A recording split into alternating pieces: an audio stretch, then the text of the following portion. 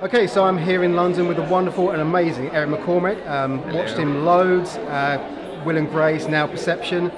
So, Perception, just tell our fans, how great a show is it? How fun is it to work on? It is awesome, fans. It's been great. It has developed in ways I didn't necessarily see coming. While at its essence, it's a crime-solving show, and I think it's going to be a great fit on Alibi. It's this character, it's this guy that I get to be, who is this brilliant neuroscience teacher, a brilliant lecturer, but is also living with paranoid schizophrenia. So he is as unpredictable as any character I've ever played. He can be lovable and totally dislikable at the same time, and it's been an amazing little ride playing him. Yeah, because obviously you've got so much scope for that character to explore so many different kind of traits and styles now. It just looks... Yeah, with highlighting the fact that he has mental illness, is not taking his meds, and yet as a doctor would tell anybody in his position to take their meds. Yeah. Living with that, that sort of push me, pull you, and just the fact that he has such fear, he has such anger. I mean, I was never very good at playing the traditional hero that just sort of walked in, stony-faced, solved a crime. He'll always say the wrong thing. He'll say it to the wrong person. He'll say it at a too loud voice. But that's what kind of makes him, I think, you can't really turn away. He's like a car wreck. Yeah, because I started watching the show a few weeks ago. Started with the pilot, and have been pretty much doing 2-3 episodes a night ever since. You just get really hooked into it really quickly. Oh, I'm glad.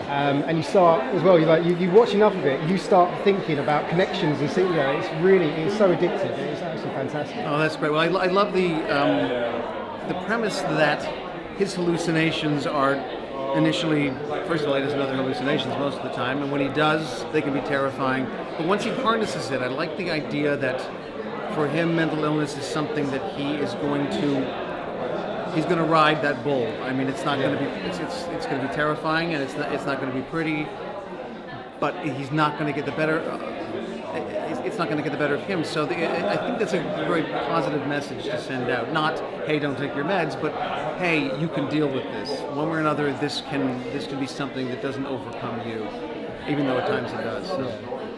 Yeah. Just one final thing. What was it like to work with William Shatner in Free Enterprise?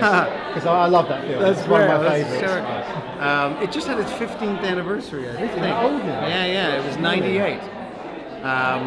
Because I was shooting it when I first met Deborah Messing. Yeah. We literally were auditioning for Graces at that point.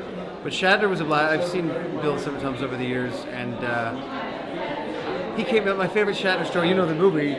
There's a scene where he comes into my office and he's wearing like an army flak jacket and a cap, like a Flyers cap. And that's because he had bought it that day. He walked on the set and he said to the director, "I found this at a garage sale, and I think I'm going to wear it in the scene."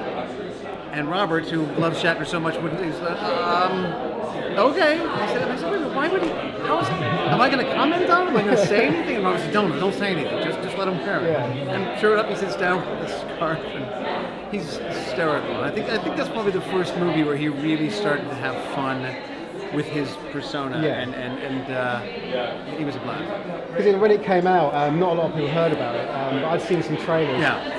And that, so I caught onto it quite quickly because it came out around that sort of like time when a lot of Kevin Smith films are coming out as well. Yeah, Independence. right. So if you haven't seen Free Enterprise, you've got to check it out. Free Enterprise is fun because it's just a brilliant independent film.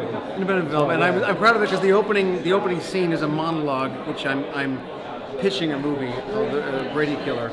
And I virtually made that pitch up on the spot, and they printed it, and it began the film. So fantastic. Thank you for your time. Thank you very much.